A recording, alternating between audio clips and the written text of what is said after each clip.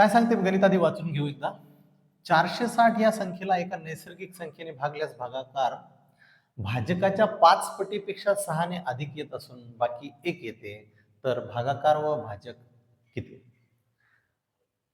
आता तुम्हाला आठवत असेल, तुम्हाला खालच्या वर्गात हे झालेलं आहे की भाज्य म्हणजे ज्या संख्येला आपण भागतो ती संख्या, भाज्य बरोबर आपण ज्या संख्येने भागतो ती संख्या म्हणजे भाजक, गुणिला आपलं जे उत्तर येत असते भागाकाराचं तो भागाकार, आणि अधिक आपली जी बाकी उरत असते ती. हेच इंग्रजीत कसं लिहिलं असतं तुम्ही?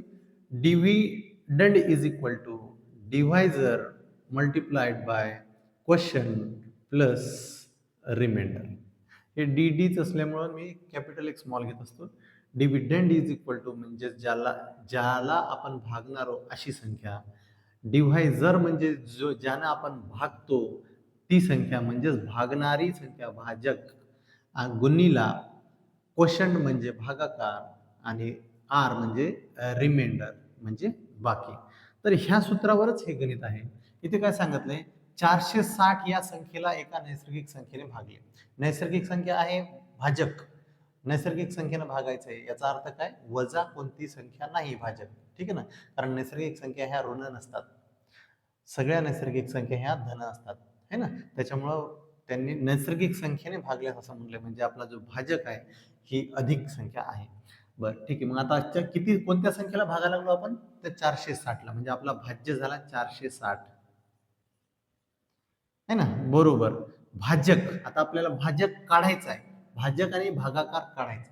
ठीक आहे ना, पण त्याच्यासाठी काहीतरी सांगितलंय, त्याचा काय संबंध सहसंबंध येतो ते तिथं सांगितलंय.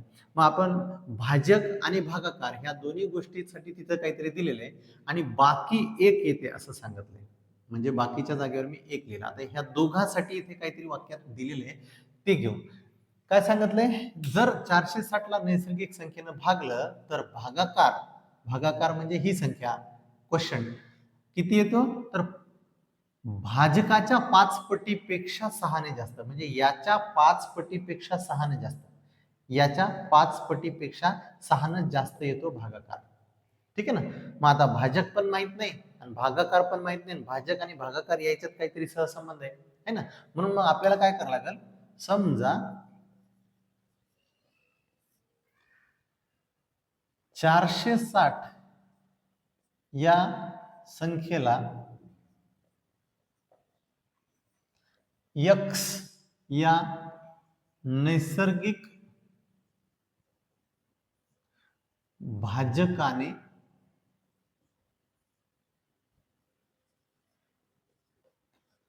भागल्यास, म्हणजे आपण x ही नैसर्गिक संख्या काय घेतली? भाजक. तर यानं भागल्यास आपल्याला काय सांगितलंय प्रश्नात? की भागाकार हा भाजकाच्या 5 पटीपेक्षा, भागाकार किती येतो मग? भागाकार हा भाजकाच्या म्हणजे x च्या 5 पटीपेक्षा 6 ने जास्त येतो. 6 ने जास्त. भाजक आपण घेतला x ची 5 पट म्हणजे 5x पेक्षा 6 ने जास्त म्हणजे अधिक 6, 5x अधिक 6 हा झाला भागाकार, जर का x हा भाजक असेल तर. मग आपल्याला माहित असलेलं सूत्र, भाज्य बरोबर भाजक dividend is equal to divisor into quotient म्हणजेच भागाकार अधिक बाकी. या सूत्रात आता त्या किमती ठेवू. ठीक आहे ना. मग भाज्य काय आहे? तर 460 आहे. भाजक आपण घेतला x, गुणिला भागाकार आलाय 5x अधिक 6, आणि बाकी आली. याच्यावरून एक वर्ग समीकरण तयार करावं लागेल, आणि मग त्या वर्ग समीकरणातून x ची किंमत म्हणजेच आपला नैसर्गिक भाजकाची किंमत मिळेल. ती किंमत इथे ठेवली की आपल्या भागाकाराची पण किंमत मिळते. ठीक आहे ना. मग इथे आता वर्ग समीकरण तयार करू. या x ने या कंसाला करून घेऊ. x गुणिला 5x म्हणजे 5x चा वर्ग अधिक x गुणिला 6 म्हणजे 6x, आणि हा अधिक 1. बरोबर आहे. आता हे 460 जर का तिकडे पाठवले आपण तर आपलं वर्ग समीकरण कसं तयार होते?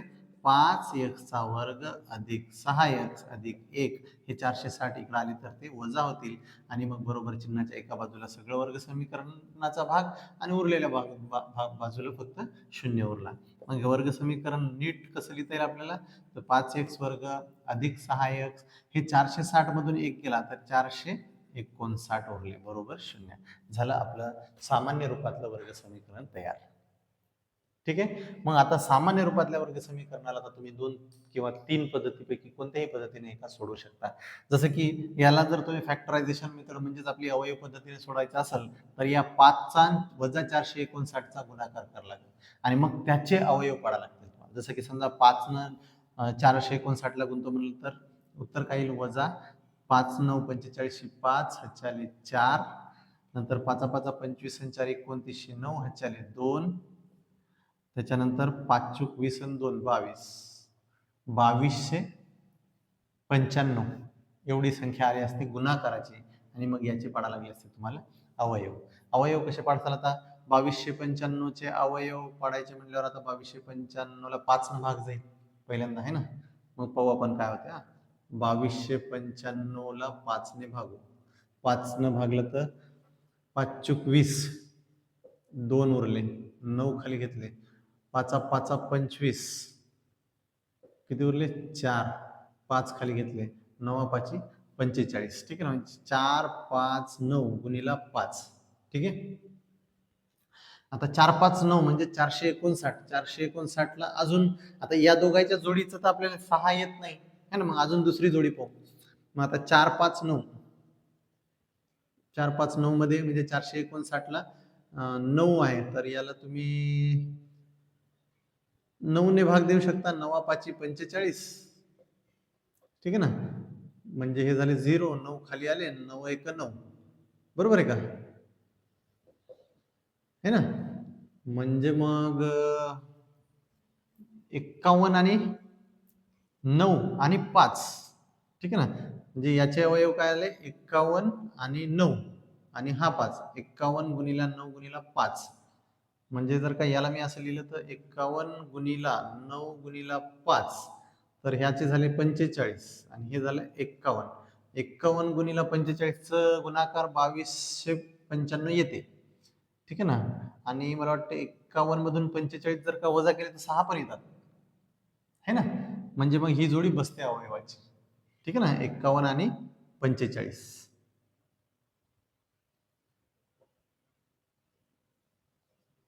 ठीक आहे ना. 51 आणि 45. मग आता गुणाकार वजा आहे म्हणजे यातल्या दोघांचे एकाचं चिन्ह वजा आहे आणि इथे अधिकचं चिन्ह आहे मग मोठ्या संख्येचं अधिकचं चिन्ह असेल मग ही जोडी बसते आपली इथं.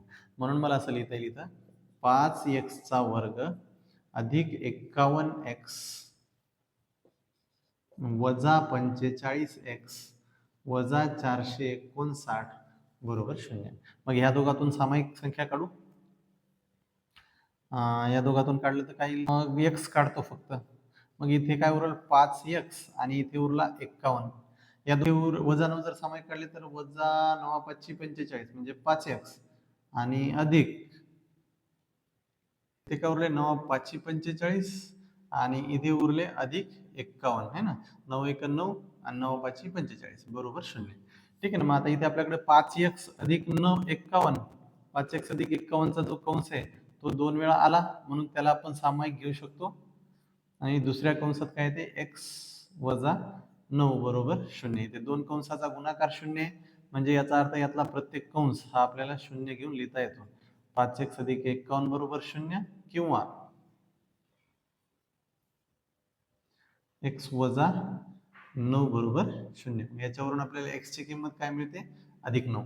इथून x ची किंमत काय मिळेल वजा 51/5 है ना. कारण हे 51 इकडे पाठवते वजा होतील आणि मग हा 5 भागाकारात पाठवू. पण x ची किंमत इथं वजा आणि ते पण 51/5 अशी या लागली. पण आपला जो x ची किंमत आहे जो आपला x घेतलाय आपण जो भाजक आहे तो नैसर्गिक संख्या आहे. ही नैसर्गिक संख्या होऊ शकत नाही. ही नैसर्गिक संख्या आहे म्हणजे आपलं उत्तर जे असणार आहे ते काय असणार आहे तर मग तसं लिहायला लागलं आपल्याला. पण वजा 51/5 ही नैसर्गिक संख्या नाही है ना. म्हणजे 2 जे उत्तर आलेत त्याच्यापैकी एक नैसर्गिक संख्या नाही, म्हणून मग आपलं भाजक काय असेल, तर तो ही संख्या असेल. बरोबर आहे का? भाजक 9 असेल. आणि भाजक जर का 9 आला तर मग तुम्हाला भागाकार 5x अधिक 6 आहे. मग x ची किंमत 9 आली तर इथं ठेवा, म्हणून भागाकार काय होईल? मग भागाकार काय होईल? 5 गुणिला 9 म्हणजे 9 पाची 45 अधिक 6, 45 आणि 6 किती झाले? 51 असेल, है ना? x च्या जागेवर 9 ठेवा. 9 गुणिला 5, 9 पाची 45, 45 आणि 6 51. कळलं?